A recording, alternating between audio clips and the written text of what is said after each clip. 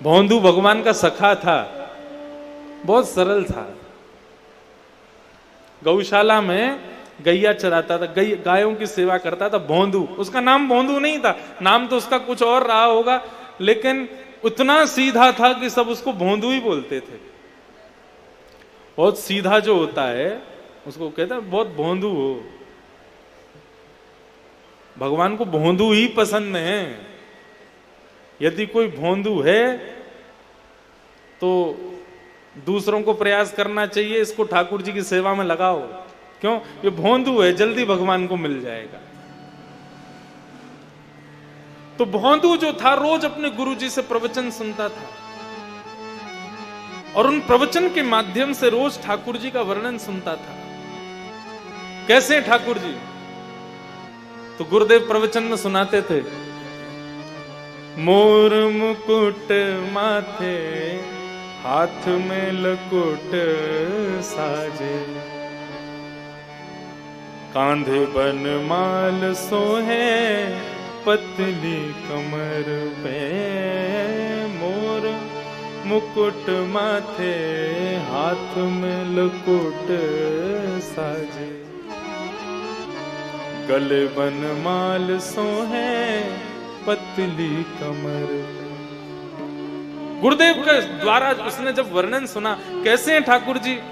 बोले मोर मुकुट पहनते हैं, गले में बनमाला पहनते हैं, हाथ में बांसुरी लकुट लेकर के चलते हैं, पतली सी कमर है और बड़े सुंदर हैं, सांवरे सलोने हैं। जैसे ही उसने सुना तो बोला, गुरुजी ये श्याम सुंदर गैया चराते, जाते कहां गैया चराने? बोले भांडीर वन में। अच्छा। भोंदू बोला, आज मैं भी भांडीर वन जाऊंगा। उसने किसी को बताया नहीं, इतने सारे शिष्य गुरुजी के यहां रहते, किसी से कुछ नहीं कहा। आज गायों को लेके भांडीर वन गया। क्यों? गुरुजी कहते हैं कि भांडीर वन में ठाकुर जी आते हैं। भांडीर वन पहुंच गए। भांडीर वन में गायें चर रही थी। एक कदम वृक्ष के नीचे बैठ करके और चारों तरफ देख रहा है, कहीं से श्याम सुंदर आ रहे होंगे, कहीं से पतली सी कमर लेकर के कन्हैया आ रहे होंगे, अपनी गैया चराते आ रहे होंगे। उसकी इतनी सरलता, इतनी सहजता, उसकी इतनी निष्कपटता, उस पर ठाकुर जी रीझ गए। चतुर व्यक्ति से भगवान मिलने में डरते हैं, सरल व्यक्ति से मिलने में ठाकुर जी को सहजता लगती है। बोले किसी से कहेगा भी नहीं मैं इसको मिल भी लूंगा तो ये अच्छा है। इतने में ही देखा सामने से गायों का झुंड आ रहा था और जैसे ही देखा उन गायों के झुंड के मध्य में श्याम वरण ठाकुर जी पीतांबरी पहने हुए, सुंदर मोर मुकुट धारण किया है, कानों में मोतियों की माला झंकृत हो रहे हैं, पैरों में सुंदर पायल पहनी हुई है। ठाकुर जी बांकी अदा से चल करके उसकी तरफ बढ़ते हुए आ रहे हैं। ऐसी मधुर चाल, ऐसी मधुर कमर, ऐसी मधुर मुस्कान देख करके भोंदू रीझ गया। आहा, ऐसे ही देखत रहूं तो जन्म सफल कर मान। इतने सुंदर ठाकुर जी। जैसे ठाकुर जी समीप आए, थोड़े से पास आए, भोंदू ने चरणों में प्रणाम किया। बोले जय जय, आप नंदनंदन हो? भगवान बोले हाँ मैं ही नंदनंदन हूं। बोले वही नंदनंदन जिनके बारे में गुरुजी सुनाते हैं? बोले हाँ मैं वही नंदनंदन हूं। गुरुजी जितना सुंदर वर्णन करते हैं आप तो उससे कई गुना ज्यादा सुंदर हो। आप मेरे पास विराजो प्रभु। ठाकुर जी बैठ गए। बैठ करके अब तो भोंदू उनके मुखमंडल को देख रहा, कुछ बोले ही नहीं रहा, चुपचाप बैठ करके केवल उनको देख रहा है। भगवान बोले भैया देख तो ही रहेगो कि कछु देगो भोजन पानी? भोंदू बोलो आज्ञा करो, क्या सेवा करूं? बोले गैया चरावे आवे, खाली हाथ आवे, कछु लेके ना आवे भोजन पानी? भोंदू ने तुरंत अपनी छोटी सी पोटली खोली, उसमें रोटी रखी थी, रोटी के बीच में अचार रखे थे। बोले जय जय, यही है सेवा में। भगवान बोले लाओ। ठाकुर जी वन भोज बड़े भाव से करते हैं। विभ्रत वेणुम जठर पटयो शांग वेत्रे च कक्षे, वामे पाणे मृषण कवलम तत्फलम लांगुलीषु। भागवत में वर्णन आता है ठाकुर जी वन में भोज कैसे करते हैं। एक भुजा में रोटी पकड़ते हैं और दूसरी भुजा के मध्य भाग में चटनी रखते हैं और उस भुजा की उंगलियों के बीच में अलग अलग अचार रखते हैं, टेंटी का अचार, आम का अचार, नींबू का अचार और इस हाथ में रोटी। ऐसे आप लोग भी नहीं खाते होंगे जैसे ठाकुर जी खाते हैं। चटनी से रोटी लगाएंगे फिर उसको खाएंगे, फिर बीच में स्वाद बढ़ाने के लिए फिर एक अचार चाट लेते हैं, फिर उससे रोटी लगाई फिर खाते, फिर दूसरा अचार चाट लेते हैं, फिर रोटी लगाई खाई फिर तीसरा अचार। इस प्रकार ठाकुर जी वन भोज करते हैं, उनको तो प्रिय है।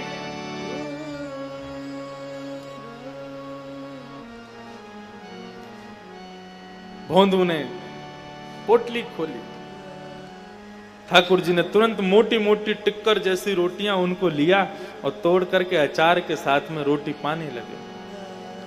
भोंदू उनकी मधुर मुस्कान देख रहा है, वो जैसे उस रोटी को तोड़ करके खा रहे हैं, उनके मधुर दंत के दर्शन हो जाते हैं, उसी पर निहाल हो रहा है भोंदू बैठा बैठा। दर्शन करते करते करते करते ठाकुर जी अपनी उंगलियां चाट रहे हैं। भोंदू बोले जय जय, और कछु लाऊं? वो ना अब है कि अब तू पाले। भोंदू बोला हाँ मैं लाऊं। जैसी देखे तो पोटली खाली, भगवान सब खा गए। बोले आपने कछु छोड़ो तो है ना है। बोले अब ज्यादा खब गए हो, कल से काम करियो, ज्यादा सो भोजन लियो, तू भी खाइयो मैं भी खाएंगे। अब तो भोंदू इतना प्रसन्न हो गया कि लाल जी रोज मुझसे मिलने आएंगे। अपनी गैया लेकर के वापस चला गया। रात में फिर सत्संग सुना गुरुजी से, उसने किसी को नहीं बताया कि आज मुझे ठाकुर जी मिले। उसको लग रहा था ये गुरुजी और मेरे सखा जो है रोज मिलते हैं ठाकुर जी से, मैं ही अभागा हूं, मैं इतने साल बाद कल पहली बार मिला, ये लोग तो रोज मिलते हैं। उसने किसी से कुछ नहीं कहा। उसको ऐसा लगता था कि गुरुजन और बाकी के शिष्यों के संग तो भगवान ज्यादा समय बताते हैं, मेरे संग तो 2 क्षण के लिए बस रोटी खाने आ गए थे, क्योंकि मैं तो भोंदू हूं ना, मैं तो गैया चराता हूं, छोटा आदमी हूं। लेकिन उसको क्या पता था कि इनमें से किसी को दर्शन ही नहीं हुआ है। दूसरे दिन ज्यादा टिक्कर लेकर के, खूब सारा अचार लेकर के वन की ओर जा रहा था। गुरुदेव ने निकलते हुए देख लिया। भोंदू क्या कर रहे हो? इतनी सारी रोटी अकेले खाओगे तुम? नहीं गुरुजी, मैं अकेला नहीं खाऊंगा। तो बोले जिन श्याम सुंदर की आप कथाएं सुनाते हो ना, रोज आते हैं गैया चराने, कल बेचारे भूखे रह गए, मेरी बटकी रोटियां भी खा गए, इसलिए आज ज्यादा लेके जा रहा हूं, उनको प्रेम से पवाऊंगा। सरकार आपको तो खूब दर्शन देते हैं, मोकू तो केवल 2 क्षण के काजे, केवल गैया चराते भाई आ जाएं मेरे पास, तो मोकू वहीं सुख मिले उनको। गुरुदेव ने जैसे सुना, भोंदू कह रहा है ठाकुर जी आते हैं और रोटी खाते हैं, 2 क्षण के लिए बैठते हैं। गुरुजी बोले कोई और बोले तो मुझे विश्वास ना हो, लेकिन भोंदू झूठ नहीं बोलता। ये भोंदू है, ये झूठ बोलना जानता ही नहीं, इसको पता ही नहीं झूठ किसे कहते हैं। भोंदू कैसे हैं ठाकुर जी? बोले आप जैसा वर्णन करते हो ना, मोर मुकुट धारण करते हैं, जब मुस्कुराते हैं ना तो उनके गाल कपोल ऐसे होते हैं जैसे मानो 2 गुलाब जामुन प्रकट हो गए हों। उनके कानों के कुंडल, उनके केशों की लहराट, उनके सुंदर मुस्कान और उनकी जो सुगंधी है ना, वो अवर्णनीय है, उसका मैं वर्णन नहीं कर सकता। ये भक्ति सूत्र का, ये नारद भक्ति सूत्र का सूत्र है कि प्रेम अवर्णनीय होता है। जिसका वर्णन किया जा सके वो प्रेम नहीं है, जिसका वर्णन ही ना हो सके वो प्रेम है। जब भोंदू ने कहा गुरुदेव मैं वर्णन नहीं कर सकता वो कैसे हैं, समझ गए। बोले ठाकुर जी आते हैं इसके पास। भोंदू तू जा, ठाकुर जी को प्रेम से पवा, लेकिन आज एक काम करेगा क्या? ठाकुर जी को अपने संग ले आना और कहना गुरु जी के आश्रम चलो, वहीं प्रेम से बैठ के शाम का भोजन करेंगे। अब तो भोंदू आनंद हो, मैं लेके आऊं उनको? बोले हाँ तू अपने संग लेके आओ। अब तो भोंदू इतना आनंदित हो गया, इतना भाव निमग्न, इतना प्रसन्न हो गया, बोले मैं ठाकुर जी को लेके आऊंगा। मेरी महिमा बन जाएगी। सब सखाओं के आगे गुरुजी मेरे मेरे द्वारा ठाकुर जी को बुलवा रहे। आज भोंदू गया वन में, और वन में इतना ज्यादा उत्साह में है, इतना ज्यादा प्रसन्न है कि ठाकुर जी आएंगे, ठाकुर जी को लेकर के मैं जाऊंगा आज गुरु जी के पास। श्री राधा रमन लाल अपनी गैया चराते भैरवा के पास आ गए, आकर के बैठे। आते ही पहले ठाकुर जी भोंदू से गले लगते हैं, भोंदू को अपने हृदय का स्पर्श का सुख प्रदान करते हैं। भोंदू ने अपने स्पर्श किया, हृदय से लगाया, बिठाया ठाकुर जी को। ठाकुर जी बैठ गए, बोले ला भोंदू जल्दी दे, भूख लगी है। तुरंत पोटली खोल करके भोंदू ने रखी, लो लाल जी पाओ। ठाकुर जी पाने लगे। भोंदू बोला सरकार एक निवेदन करूं? बोले कर।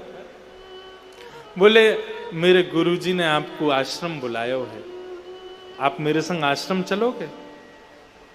भगवान रोटी खाते जा रहे, रोटी खाते खाते बोले देख भोंदू, तू हमारा मित्र है, हम तेरे मित्र हैं, हम दोनों आपस में एक दूसरे के सखा हैं। एक गुरुजी इनको बीच में मत लावे, ये गुरुजी और आश्रम इन सबन को वहीं रहने दे। हम यमुना पार करके पल्लंकु तेरे आश्रम नहीं जाएंगे, हम तो यहीं रहेंगे। तो को मिलना तू यहीं आ, हम तेरे आश्रम नहीं जाएंगे। भोंदू बोला मेरे गुरुजी जिनकी कृपा से आपको दर्शन मुकू भयो, जिनकी कृपा से आपकी पहचान मुकू भई, वो गुरुजी आपको बुला रहे हैं, ऐसे मना मत करो सरकार, चलो ना। ठाकुर जी बोले जो कहेगो सो करेंगे, लेकिन तेरे गुरु के पास नहीं जाएंगे। क्यों? बोले क्योंकि तू सीधो है, तेरो गुरु सीधो ना है, तेरो गुरु बहुत बुद्धिमान है, बुद्धिमान अंत में दूर रहूं, मुझको सीधे ज्यादा प्रिय। भोंदू बोला नहीं चलोगे? भगवान बोले नहीं जाएंगे। आखिरी बार पूछ रहा हूं, नहीं चलोगे? भगवान बोले बिल्कुल नहीं जाएंगे। आखिरी बार पूछ रहा हूं, नहीं चलोगे? भगवान बोले बिल्कुल नहीं जाएंगे। लाओ रोटी दो, वापस करो। पोटली बांधी, ठाकुर जी के हाथ की रोटी भी छीनी, बोले जाओ ये भी गुरु जी के यहां बनी है, इसको भी मत खाओ।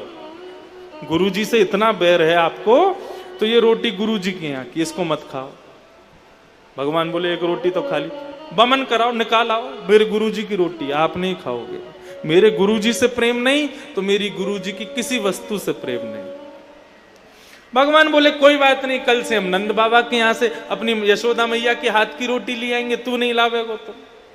बोले मेरे गुरुजी की जब रोटी नहीं आएगी तो मैं कहां से आऊंगा? मैं भी तो गुरुजी का हूं, मैं भी नहीं आऊंगा कल से। आप आओ, अपनी गैया चराओ, खूब डोलो, खूब आनंद करो, पढ़ो, कछु जो मन में आवे सो करो। कल से मैं यहां नहीं आऊंगा। और मैं यहां क्यों नहीं आऊं? मैं तो आऊंगा, आप नहीं आओगे यहां पे।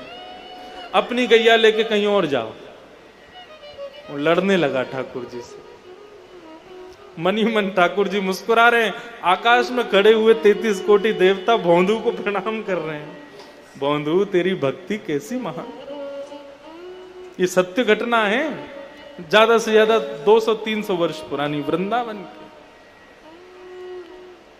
जाओ, कल से अगर मुझे आपकी गैया यहां दिख गई तो क्या करूंगा? भगवान बोले क्या करेगा?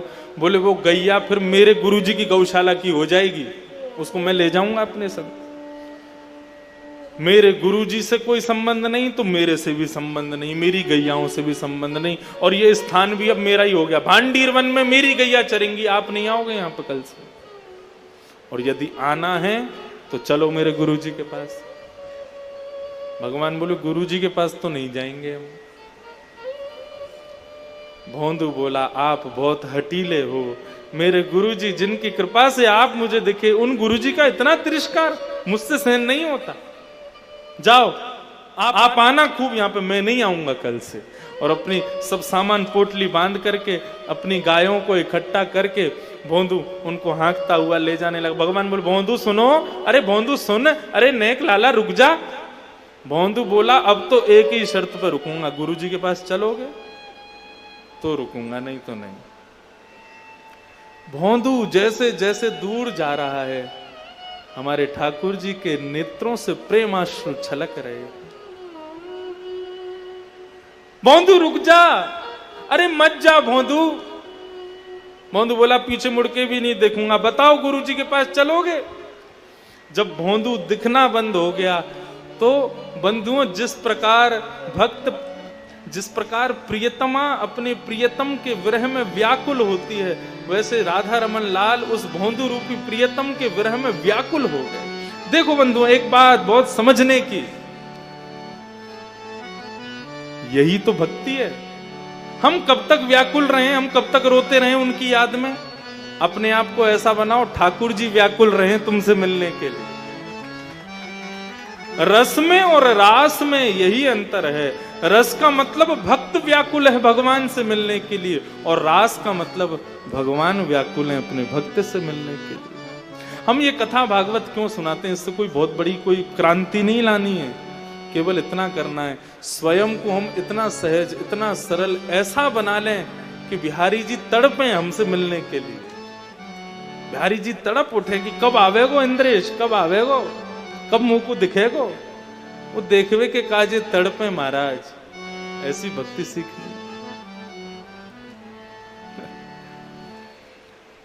भोंदू जाने लगा, ठाकुर जी पीछे पीछे दौड़े, अरे भोंदू रुक रुक रुक रुक रुक, चलेंगे तेरे गुरुदेव के पास चलेंगे। अरे भैया तू जो कहेगो सो करेंगे, लेकिन तू मोसो दूर मत जावे, मुंह को संग लेके चल। भोंदू दौड़ करके आया, ठाकुर जी को हृदय से लगाया और ठाकुर जी को अपनी पद्दी पर लगा के, जैसे बालक अपने पिता की ऐसे ऊपर कंधे पर चढ़ जाता है ना पद्दी पर, ऐसे ठाकुर जी को पद्दी पर लेकर के दोनों पांव को उठा करके और भोंदू लेकर के वृंदावन आया। गायों के झुंडों ने आश्रम में प्रवेश किया, सामने सिंहासन पर गुरुदेव बैठे थे। उन गायों के झुंड ने जैसे ही मार्ग दिया तो पीछे से भोंदू ठाकुर जी को अपनी पद्दी में लेकर के आ रहा है। मोर मुकुटधारी श्याम सुंदर उस भोंदू के पीछे चढ़ कर के आ रहे हैं। इस स्वरूप का दर्शन करके महाराज सदगुरुदेव भगवान निहाल हो गए, वहीं दंडवत करने लगे, प्रणाम करने लगे भोंदू को। ठाकुर जी का साक्षात दर्शन हो गया।